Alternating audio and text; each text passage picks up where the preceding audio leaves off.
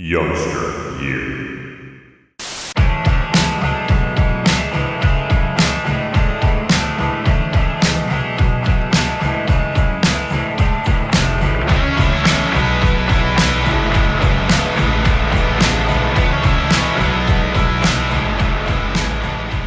Enumclaw have quickly become local legends in the Seattle scene, and for good reason. Their first EP, Jimbo Demo, came out last year in 2021, and they've already toured the US, but their plans don't stop there. Today I have the privilege of talking to them and finding out more. Guys, thank you for being here. Thank you for having us. All right, first of all, I've read fragments of your history online, so like how Aramis and Nathan used to be in an emo band. Nathan and Ladaniel used to go for karaoke there in Tacoma, so you guys all kind of knew each other already, but what was like the definitive moment when you decided you were going to like make music together? Ooh, really, I mean, I met Nathan and me and him were kind of already, he was helping me in my projects and stuff a while back. Okay. I met him through Aramis. So I think music's kind of, for us, have always been in our lane. We've always kind of known we were going to pursue some kind of career, some kind of lane for that, some kind of way to stick with that in our lives. And after meeting Aramis and hanging out with him throughout like pretty much all of 2016, I feel like I could speak for him and say, yeah, music's always been a part of his life. Like he's always gravitated to it. Like he's always kind of tried to stick his nose in whatever's going on right now in the scene and like stay a part of it. So it's not a surprise, I think, that any of us are where we're at right now. I know Eli's been making music himself. Like he's been a whiz on the computer and shit. So awesome. So like, yeah, everybody's pretty music oriented. I don't know. Like pretty much, I don't know, everyone seems like a natural musician to me. Cool. The other thing was, did you guys end up playing your first show at Bob's Java Jive like you wanted to? We did not. Have you played one at all yet there? Not at Bob's, no. Not at Bob's. All right. Yeah, hopefully. I don't know if that's going to happen. We almost did. And then, I don't know, some stuff on their end didn't really work out. Damn. All right. Well, hopefully one day. And then just out of curiosity, like, what was that emo band you guys were in? And is there a way that people can listen to that? Well, Aramis wasn't in that band with me, but okay. I was in a band. It was like started in high school. It was called Mixtape Minus, which is just a bad name, but it was just 2 words. Because, we were high schoolers. We didn't really give a fuck what it was called. And then, and then it kind of turned into, and then we like changed the name to like Home Movies, but they never really released any music.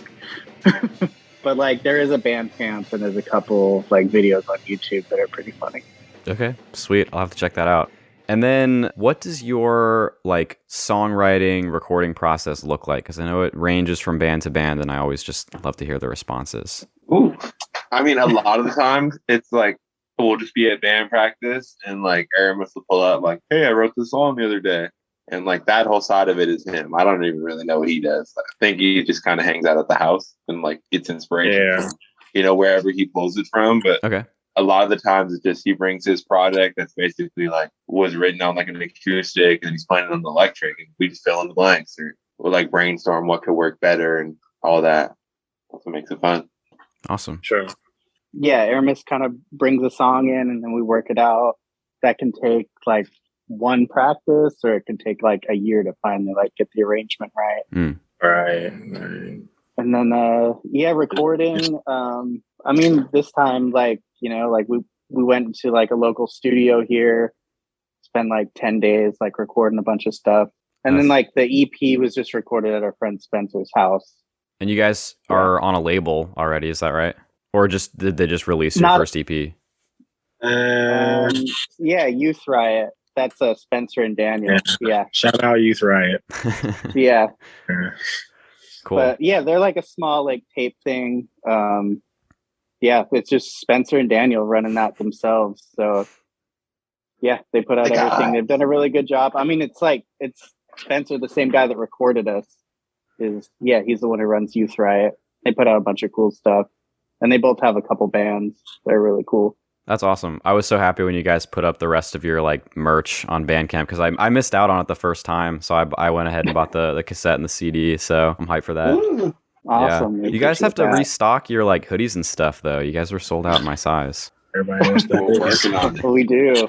They're expensive.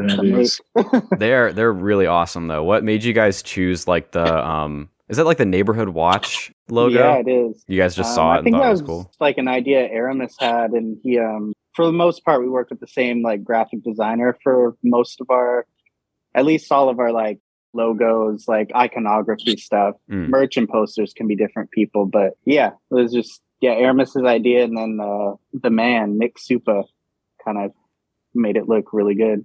Yeah, I love it. And then we were just talking about music and the recording process a little bit. There have also been rumors floating around. You guys have new stuff coming out soon. Can you speak to that at all? I can say that we can say there's new stuff. We can't say when though. Yeah. But there is. Yeah, a lot of good shit. Cool. I think if you like the EP, you'll like the album a lot more. Awesome. So a lot more. So is it in a different style, or is it just a little more polished maybe, or? You have to wait and see. Damn, all right. Not getting into it, you guys. So the main story for a while when you guys were first starting out is that you guys already had a positive review in Pitchfork before even playing your first show. Do you think there were any good choices you made early on that led to your success, or do you think it was mostly just chance? A little bit of both, probably. I mean, you know, everything we did was with purpose. You know, we definitely planned everything we did and went over it a bunch of times before we did it.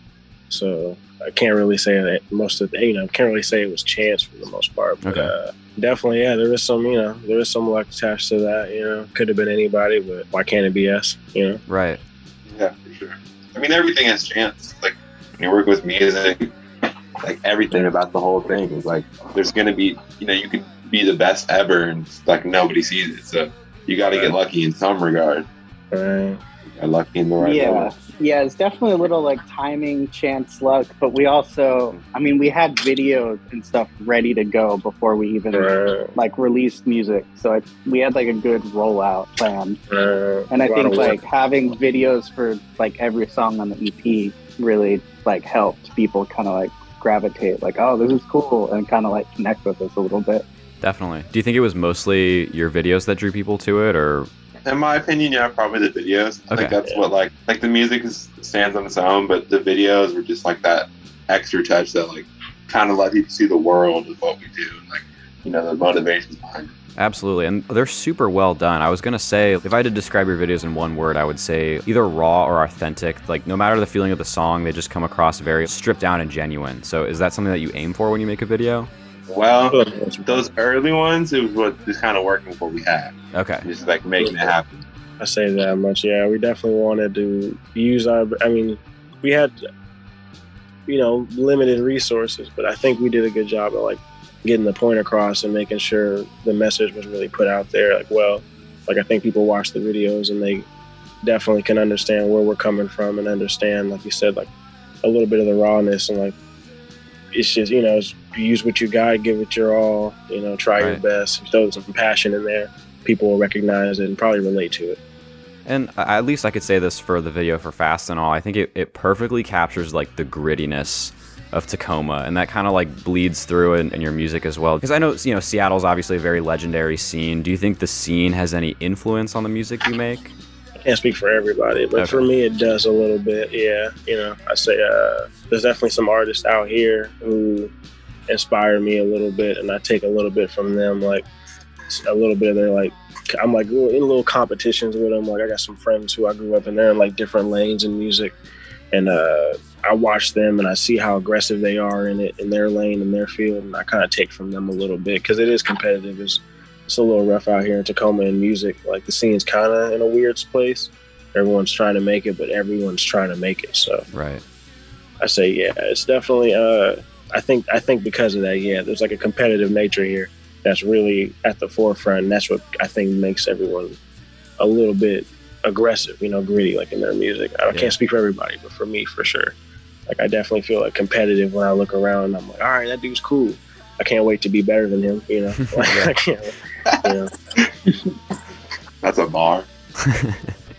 No, yeah, I feel like my perspective on that thing is a little different. Like, I'm so new to all this. Like, I didn't know really anybody from the scene or whatever until like I joined the band or like our first release or whatever. So my side of it is just like kind of coming into it all and like seeing who is cool or like who's like, you know, already kind of established in our little bubble, but like maybe we want to be competitive. Like at first I didn't understand any of that. So it's like getting into like the whole vibe or whatever been fun.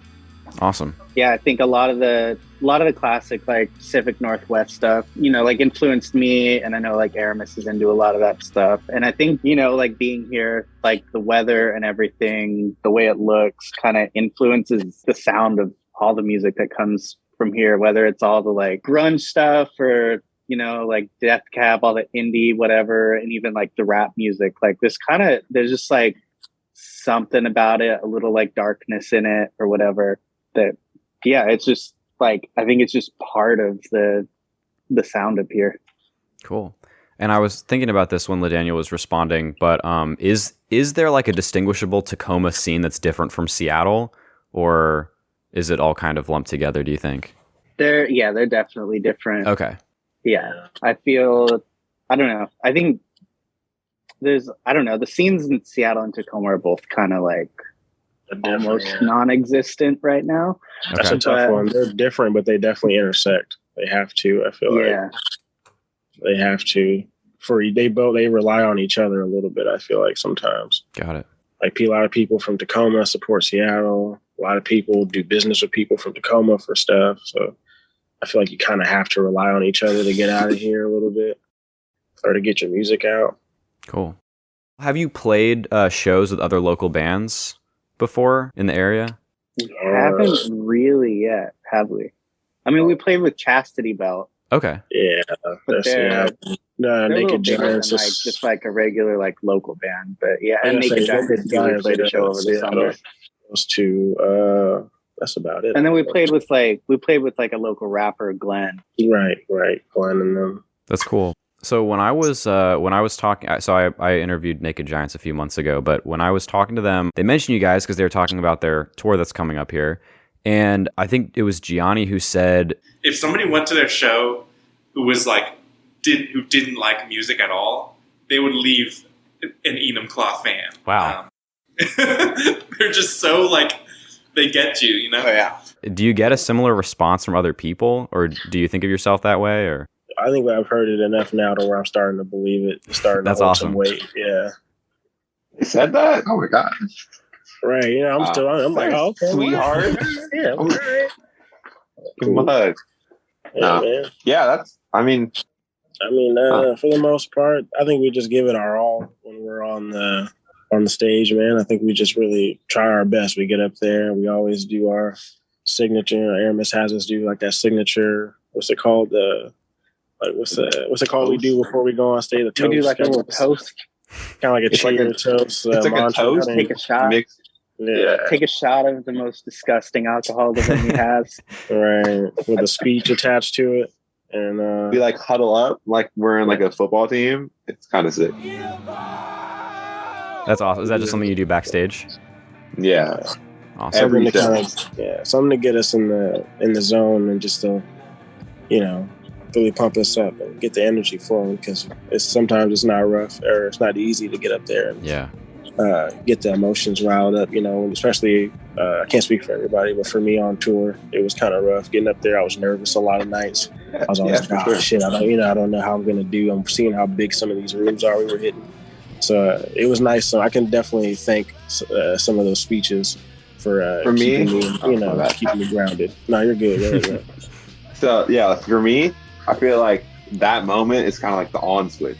It's like, the rest of the day setting up, blah, blah, blah, blah, blah, you're just a regular dude. But once we do that little like speech or whatever, then you're the Enumclaw guy. And you go up there and you do your thing as 100% as you can. I guess it was working. Battery in my back, for real. Exactly. That's cool. It must be really nice to have some sort of like familiarity to bring with you guys on the road. Like, I think that's really important. Some sort of ritual like right before the show helps to kind of like ground you anywhere that you are. So sure. I think it's good to have that. And just speaking of your tour, you guys have already played your first US tour with, I think it was Nothing and Frankie Rose, right? Right. Yeah. So what were like your touring experiences like? Because this was the first time for all of you, right? Mm-hmm. Yeah. It was a wild adventure, man. Wild adventure. Every day it was something. Every day. Yeah, every day was different, but also kind of exactly the same. But it was a lot of fun. We couldn't have had like better people like taking us out on tour. Like nothing, like they were just hella nice. They really took care of us. Frankie Rose, the crew, they were cool. Yeah, I mean, it was fun. Like, I think most of us really hadn't seen that much of the country before. And it was, I mean, even if it was just from like a band window, it's cool to just experience all these new things. And then like, I don't know, like we were releasing music like while everything was still locked down and no one knew if like shows would really happen again in the same way. Right. So there's no way for us to really see that like people were really listening to the music besides like looking at like the numbers on Spotify or seeing articles. But it was like, oh shit, like there's real people here who like came to see us. There was a couple shows where there were like people in our merch, like who came in our merch. They didn't like buy it there. And then, yeah, people would like, you know, come up to us beforehand and be like, oh, I came just for you guys. Like, what the That's fuck? true. Like, The fans were a big part of that, for real. Going to all them little random pockets of like the world and like actually seeing like, oh, someone actually knows who we are out here. It was kind of crazy. It was surreal at some points, actually. and playing shows is just fun. So just getting to do that night after night and like really, I mean, I think it's like, it's better practice than like any band practice could be too. Cause it's way higher stakes and you're literally doing it every day. So like, I think by the time we got back, we were like a completely different band. I was like emotional at the end of the tour. I remember the last show. I was like crying. I was like, oh my God. Back there, Frankie's crying. Because it's just like, it's a beautiful thing. I was emotional every show. Every show. Especially after I got hit by the car, I was emotional every show. Oh my God. Dude. Every show. That's a story. Maybe we should tell them about that. Yeah. I don't remember what state it was in though. That was in DC. DC. Oh yeah, fuck DC. Dude, that's crazy. So like, I'm from the Northwest originally, but I'm going to school right now in DC. Actually, I wanted to go see you guys, but it just didn't work out for me that night. Stay away from the scooters. Stay off from fucking scooters, man. Just walk or get a bike. Don't ride the scooters. That was a good show, though. Fast. That was a great show. Yeah, it honestly was. Yeah, he got hit by a fucking car before our set, and then we still played. I don't know how he did it. I was on one of my scooters, and dude hit me, and then fucked up my arm pretty damn bad, and I ended up just taking some Tylenol and getting drunk before the show, and it's pretty good. We squared it away. I remember it wasn't like funny, but it was kind of funny because like, all right, that's horrible, but like it was a like, weird time. It was weird. I was like the way I found it was like the happened, third show on tour. Yeah. Like I was like not paying attention, just like skating in the back of the venue, and I come over and this man's like in shambles, like just like taking shots back. I'm like, what happened? We had all split up and gotten food at different places before the show, and then like we all kind of started walking back, and I was like walking back with our friend Chris, and then we ran into Aramis, I think, and Aramis was like on the phone with Ladaniel because we were like, where the fuck is Ladaniel? Like, we can't find him. I got like, and then you're like on the phone and you're like, oh, I got the craziest story to tell you guys. Like Aramis says that, and then he gets here and is like, oh, I got hit by a car. It's like, that's not what I thought he was gonna say. I was only 5 minutes away. It was nuts, man. Like I thought I had it too. It was crazy. I was on the scooter. I was zooming. I was doing so good. I was like, oh, this shit is fun, man. We need more of these back home. This is tight. Right, I'm like, this thing goes pretty fucking fast. I can be there in no time, right? I'm jumping off the fucking sidewalk with it. I'm thinking, this is cool. Nope. Some dude in a big black truck just says from the side and throws me to the fucking street. And then I'm like, oh my God. And everyone around me starts freaking out. It's like all these like young white women around me and stuff asking if I want to go to the hospital. I'm like, no, I'm cool. Don't touch me. I'm cool. I got it. Don't touch me. I'm cool. I got it.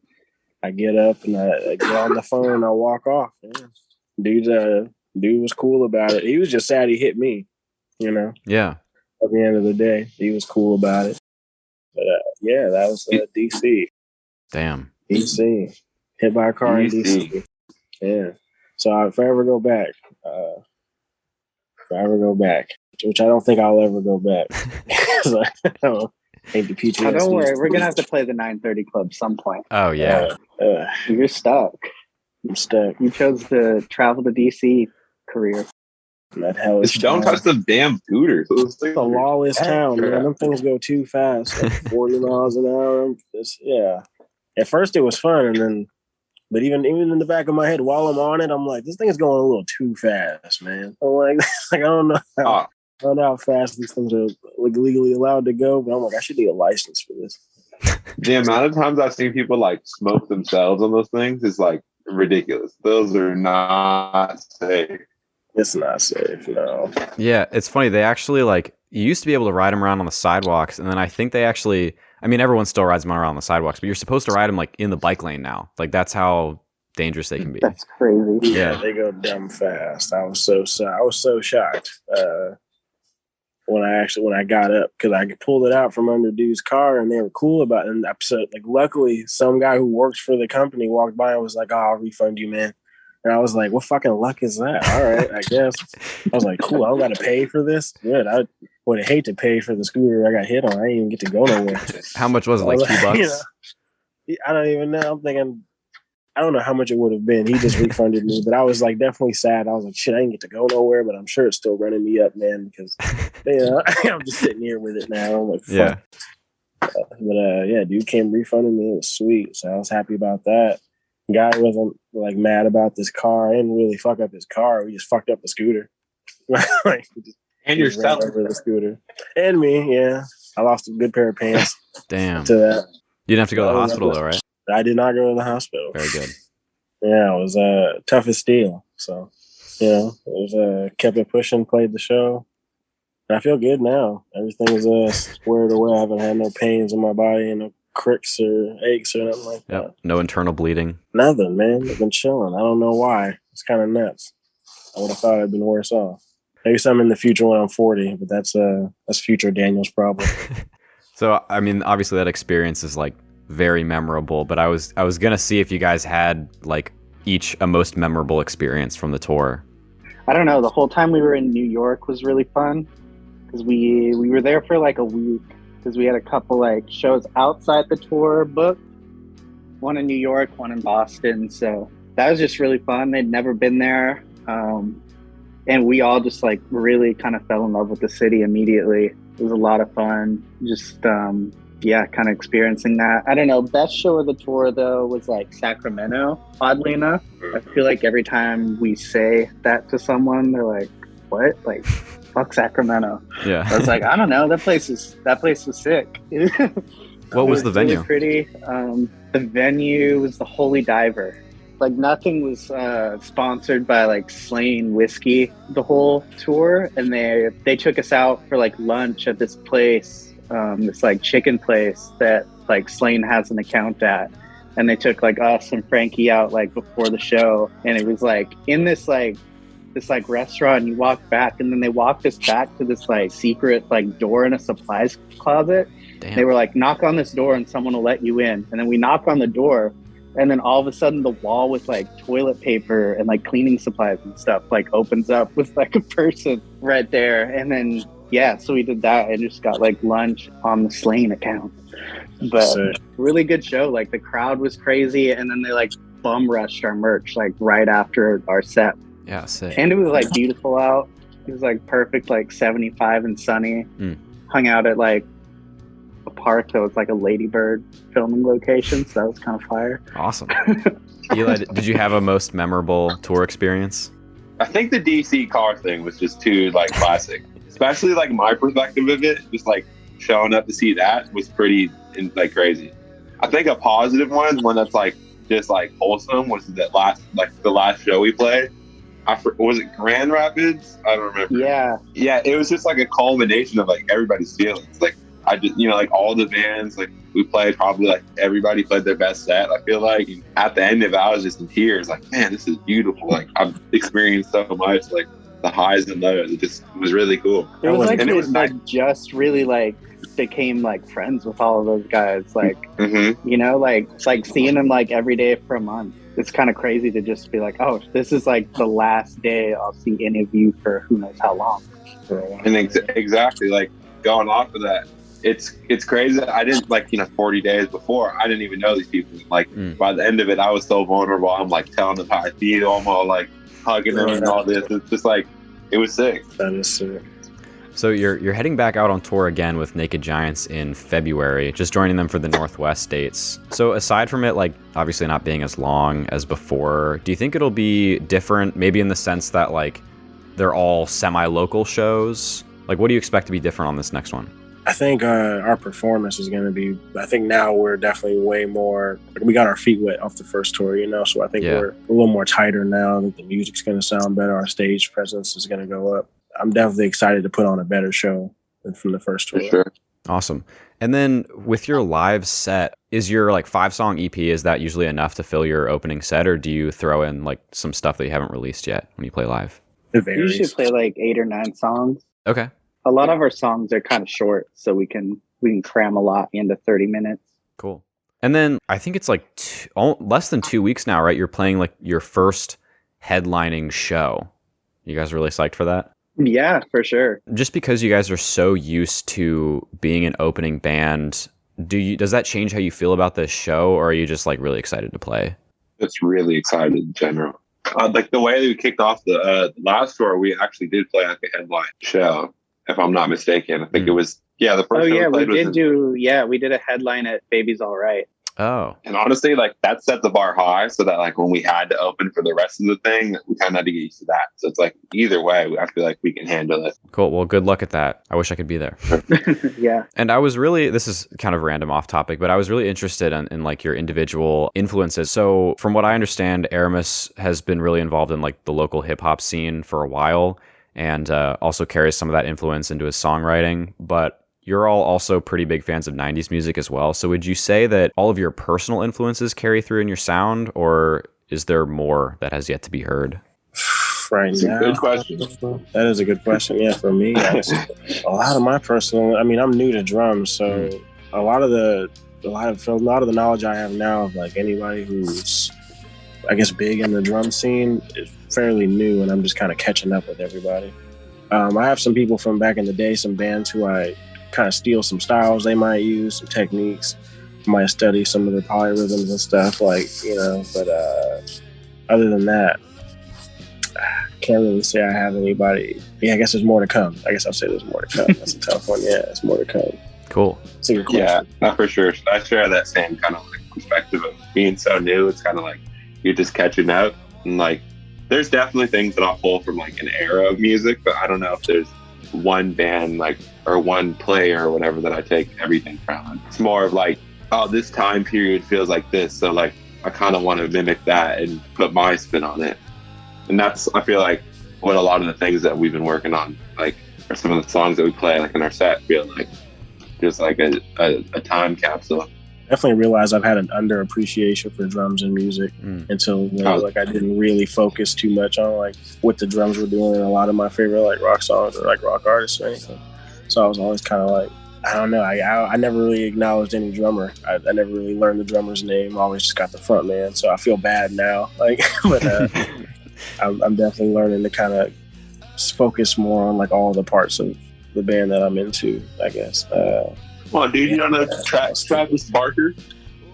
Man, I know the fucking basics. But, I know the basics of those guys, but anybody else, like, and even those guys they're pretty basic in like the drum scene.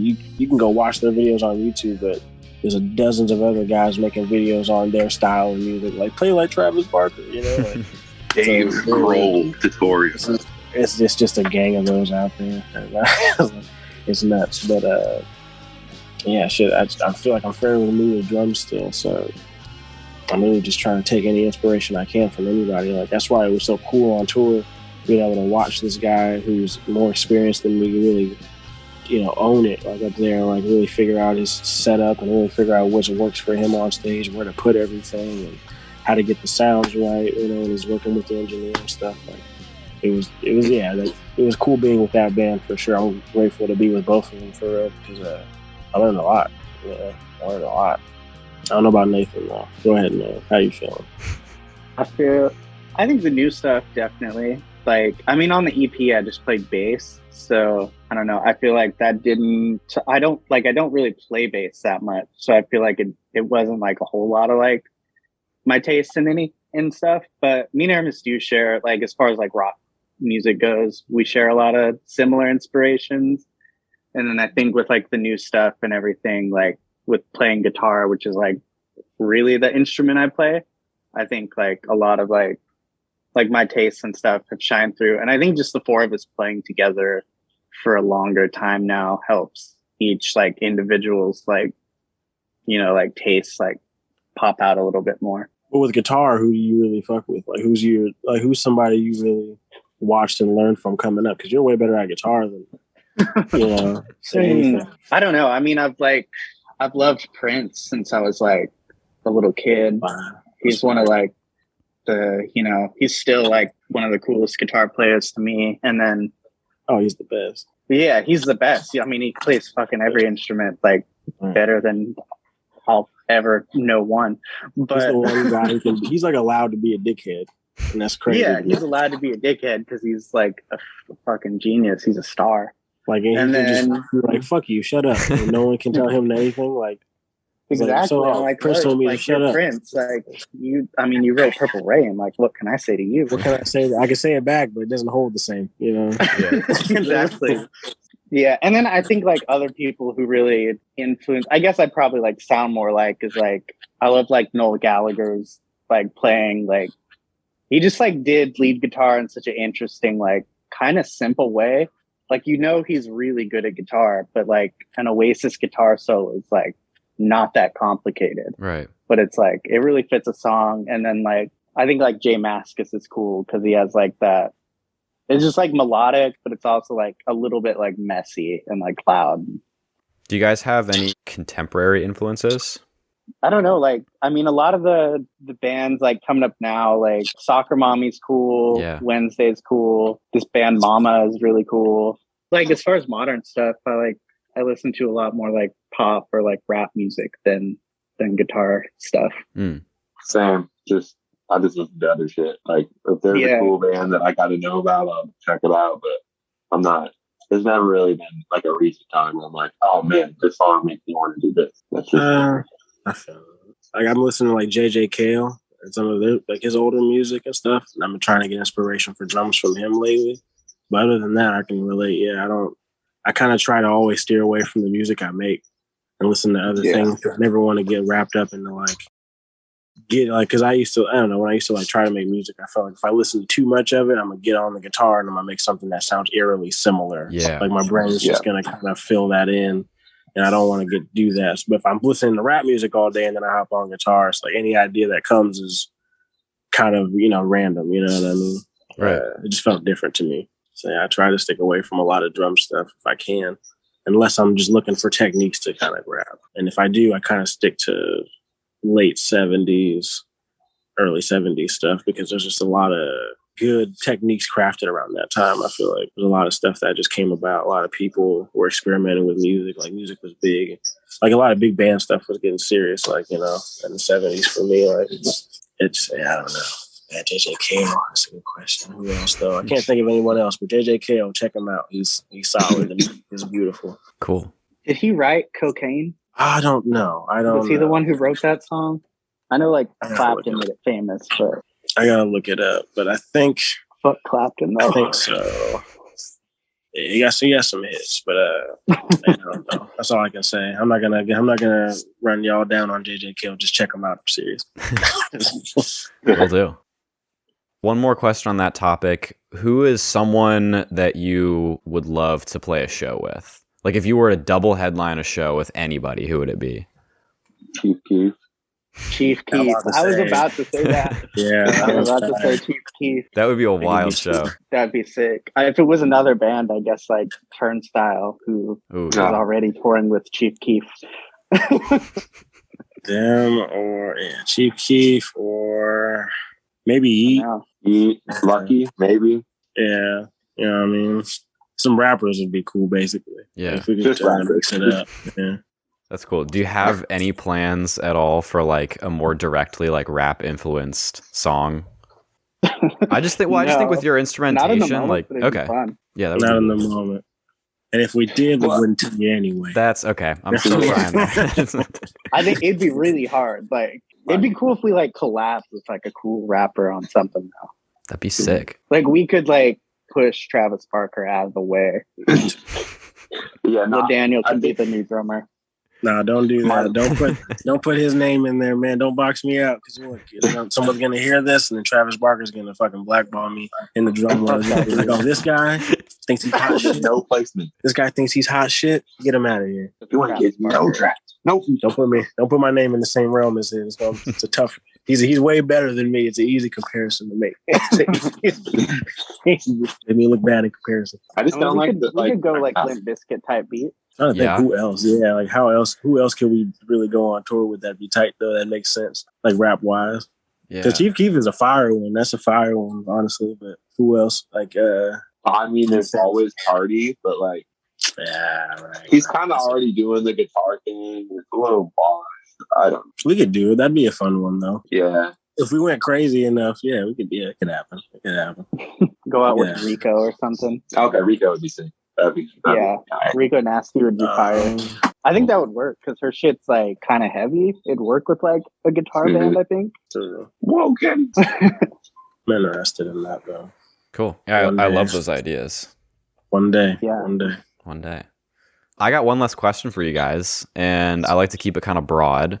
So, and I guess without revealing too much, what can we expect from Enumclaw moving forward? A lot of music. Awesome. A lot of touring for sure. Love to hear that. Yeah. Quality content coming to you from everywhere. We're gonna make Eli make TikToks. Yeah, probably like more and like cooler merch. Like outside, just like t-shirts and hoodies. Just get ready to see us be the best band in the world. For sure. Jimbo Demo vinyl at some point. Ooh, yeah, that'd be awesome. Yeah, and then we're gonna be the biggest band in the world, I guess. I mean, that's the only thing left, right? Yeah, that's the only thing left. Just keep working.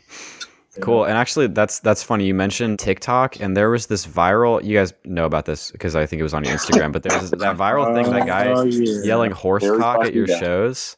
Yeah.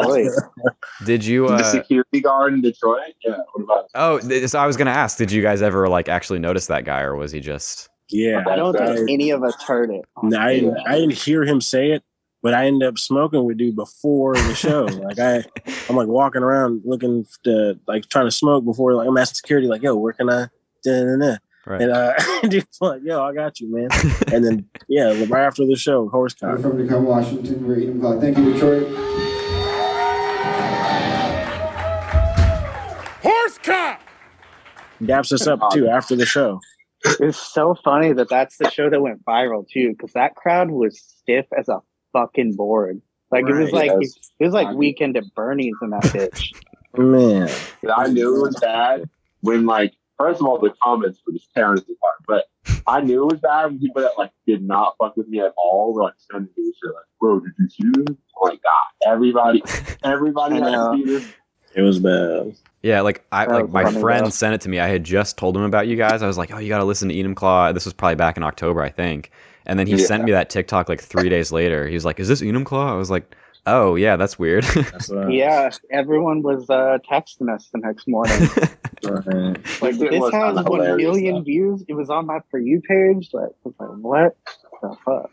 Yeah, that's weird, too, that it, like, got such a response on TikTok because, and what you said about the crowd is so true. At the show, it looks like no one heard him at all. Yeah.